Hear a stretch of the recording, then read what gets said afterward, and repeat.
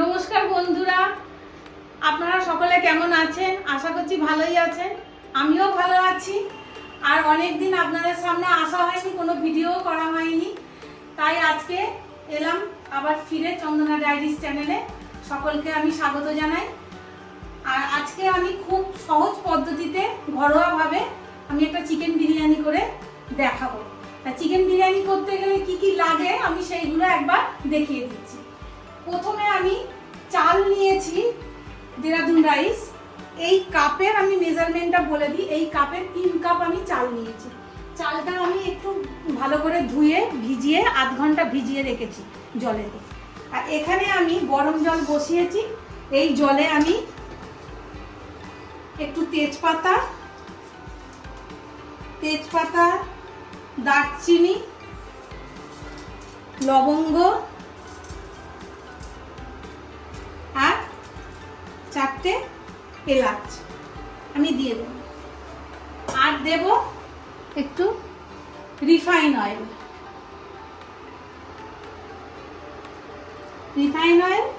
আর দেব আমি একটু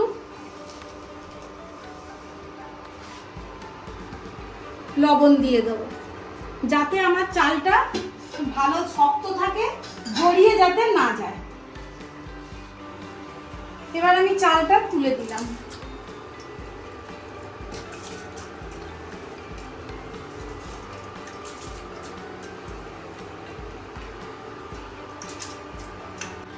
ভাতটা আমার হতে থাক, ততক্ষণ আমি চিকেনটা ম্যারিনেট করে নেব। এবার চিকেনটা করার জন্য আমি যা যা নিয়েছি সেগুলো আমি দেখিয়ে দিই। চিকেনটা আমি ম্যারিনেট করব। আমি দেব এইতে আদা রসুন, একটু গ্রেট করে নিয়েছি, রসুন দেব। টমেটো আমি একটু পেস্ট করে নিয়েছি, সেইটা দিয়ে দিলাম। বাকিটা আমি কড়ার মধ্যে দিয়ে দেব। এবার আমি লবণটা দিয়ে দিলাম।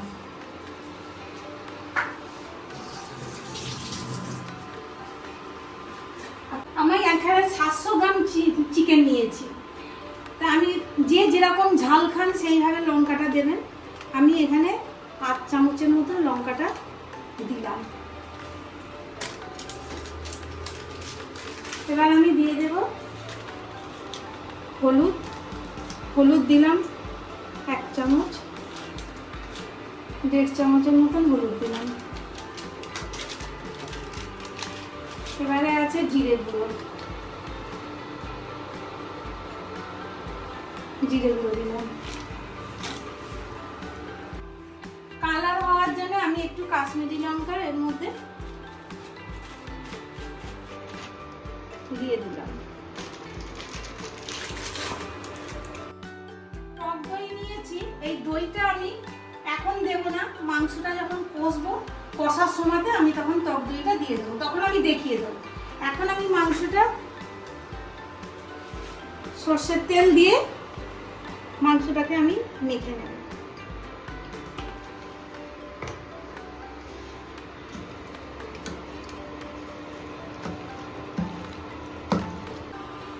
মাংসটা আমার ম্যারিনেট করা হয়ে গেছে, আমি একটু ঢাকা দিয়ে রাখছি।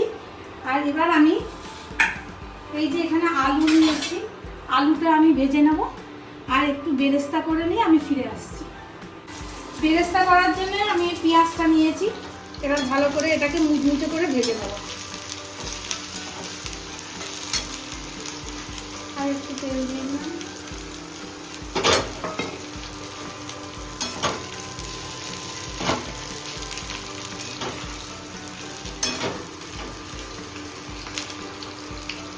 দেখো আমার পেঁয়াজটা পুরো লাল হয়ে গেছে। এর বেশি লাল করব না, তাহলে পুরো পুড়ে যাবে, কালো হয়ে যাবে। কালো হয়ে গেলে আর ভালো লাগবে না।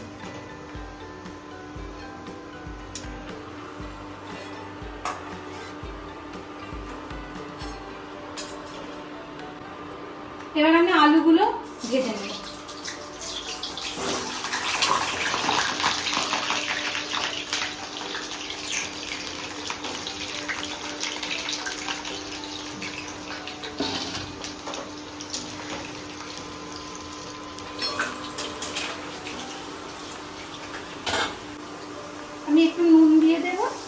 আর একটু কালারটা হওয়ার জন্যে একটু হলুদ দিলাম, দিয়ে ভালো করে ভেজে নেব।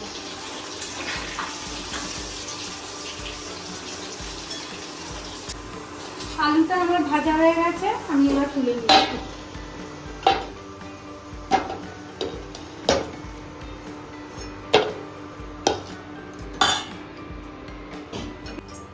এবার আমি মাংসটা শুরু করবো। তেলটা বসিয়েছি, তেলটা আমার গরম হয়ে গেছে, একটু জিরে দিলাম ফোড়নে, আর তেজপাতা দিলাম একটা, দুটো লং, দারচিনি, একটা শুকনো লঙ্কা, আর ছোটো এলাচ, আর লবঙ্গ দিই।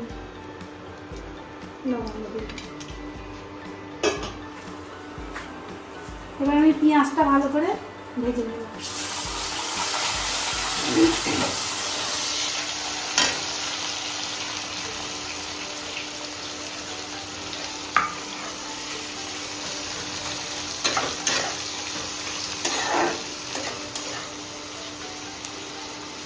আমার লাল লাল করে ভাজা হয়ে গেছে, মানে এটা টমেটো দিয়ে। এবার আমি মাংসটাকে, ম্যারিনেট করা মাংসটা এর মধ্যে দিয়ে দিই।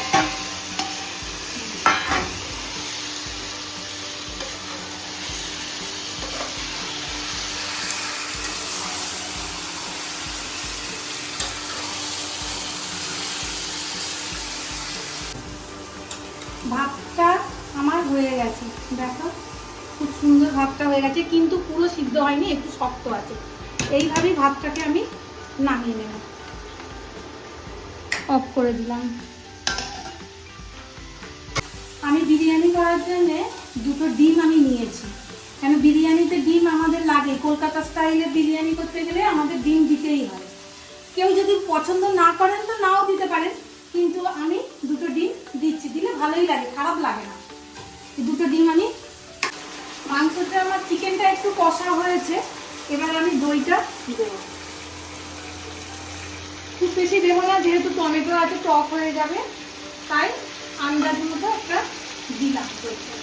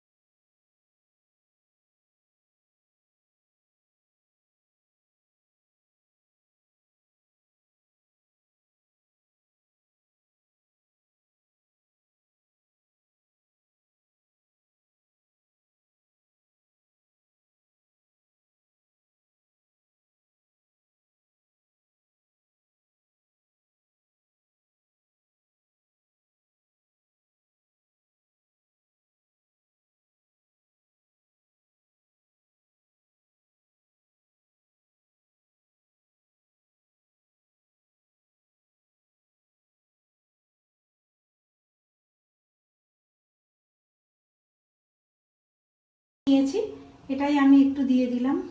আর কোনো ফুড কালার আমার কাছে নেই, আজকে আমি হোয়াইটটা মানে সাদাটাই আমি করব, কোনো ফুড কালার আমি দিচ্ছি না। আমি আমার মতন করে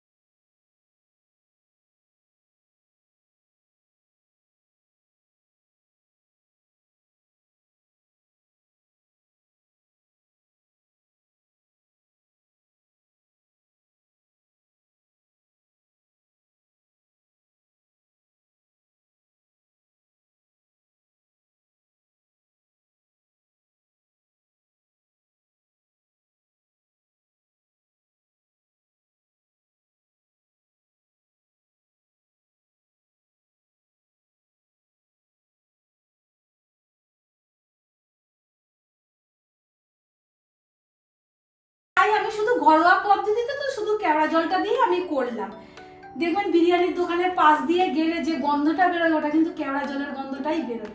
অতএব আমার মনে হয় শুধু কেওড়া জলটা দিলেই এনাফ, মিঠা অত না দেওয়ার দরকারও লাগে না সব সময়তে। এবার আমি এই যে আলুটা, আমার একটু আলুটা আজকে একটু গন্ডগোল করেছে, আমি আলুটা একটু নামিয়ে রেখেছিলাম, 2 পিস আলু আমি এর মধ্যে দিয়ে দিলাম। তো এইটা আমি প্রথমে লেয়ারটা করলাম, এবার আমি আবার ভাতটা দেবো। কলকাতাতে আমাদের সবই পাওয়া যায়, দিল্লিতেও পাওয়া যায়, কিন্তু আমি যেখানটায় আছি সেই জায়গাটায় সব কিছু পাইনি। কালকে আমি খুঁজে দেখেছি কিন্তু আমি পাইনি, কিন্তু কিছু করার নেই, খেতে তো ইচ্ছা করে।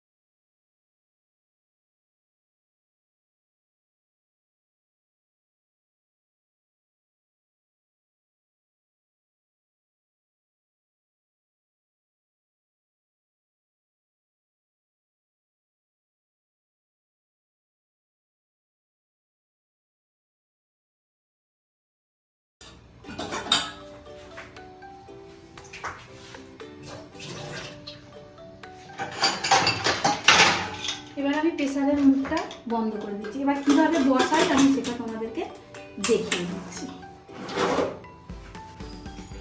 গ্যাসটা আমি জ্বেলেছি। এবার আমি একটা ননস্টিকের তাওয়া নিয়ে নিয়েছি। এই তাওয়ার ওপরে আমি, তাওয়াটা গরম হবে, ওর হিটেই হবে। ডাইরেক্ট যদি আমি প্রেসার কুকারটা ওভেনের মধ্যে বসিয়ে দিই তাহলে পুড়ে যাওয়ার সম্ভাবনা থাকে, বেশিক্ষণ দেওয়া যাবে না। দমটা দিলে তবে তো খেতে ভালো লাগবে। তাই আমি একটা ননস্টিকের তাওয়া নিয়েছি। তোমাদের বাড়িতে যদি কোনো চাটু থাকে চাটুতেও দিতে পারো। এবার এইভাবে আমি এটা বসিয়ে দেব। তো এখন 10 থেকে 15 মিনিট থাক, তারপরে আমি আবার ফিরে আসছি তোমাদের কাছে। তো এখন আমি প্রেসারটা নামিয়ে ফেলেছি, প্রেসার কুকার। এবার আমি খুলেছি, হ্যাঁ আমার রেডি হয়ে গেছে। আমি তোমাদেরকে এটা ঢেলে দেখাচ্ছি। এর মধ্যে ঢালবো।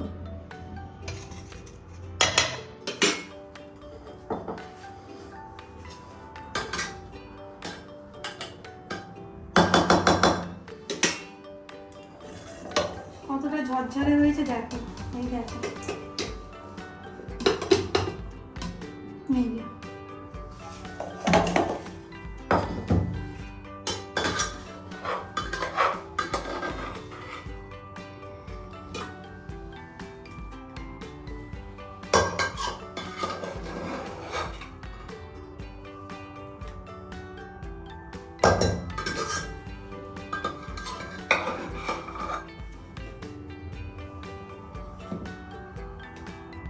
দেখো বন্ধুরা, আমার বিরিয়ানি রেডি হয়ে গেছে। হ্যাঁ, আমি একটু টেস্ট করে তোমাদেরকে বলছি। তার আগে আমি কিছু কথা বলে দিই। মনে করো তোমার বাড়িতে কি অনেক কিছু হয়তো জিনিস নেই, কিন্তু যেগুলো আছে তুমি সেইগুলোকে দিয়ে বানানোর চেষ্টা করবে। সবসময় যে হাতের কাছে সব কিছু থাকবে সেটা নয়। সামনে দোকানপাট নাও থাকতে পারে, অনেক দূরে বাড়ি হতে পারে। যেগুলো থাকে বাড়িতে, ছেলেরা, বাচ্চারা, মেয়েরা সব বায়না করে, তা বলে কি তুমি বিরিয়ানি বানাবে না? কিন্তু হাতের সামনে তোমার যেগুলো থাকবে তুমি সেই জিনিসগুলো দিয়ে তুমি বানাবে। তা আমি একটু টেস্ট করে তোমাদেরকে বলে দিচ্ছি কীরকম হয়েছে।